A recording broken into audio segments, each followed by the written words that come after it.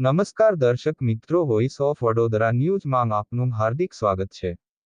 વડોદરા શહેરના police headquarter Pratapnagar railway parade ground ખાતે 78માં સ્વતંત્રતા દિવસ નિમિત્તે ધ્વજવંદન કાર્યક્રમ યોજાયો.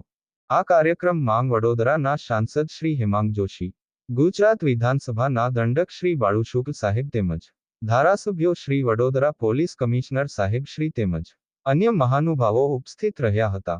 કાર્યક્રમમાં પોલીસ અધિકારીઓ તથા પોલીસ કર્મચારીઓની સારી કામગીરી બદલ સર્ટિફિકેટ એનાયત કરી સન્માનિત કરવામાં આવ્યા હતા તથા જુદા જુદા વિભાગ દ્વારા સાંસ્કૃતિક કાર્યક્રમ પણ યોજાયેલ તેમજ સ્વતંત્રતા દિવસની ઉજવણી યોજાઈ.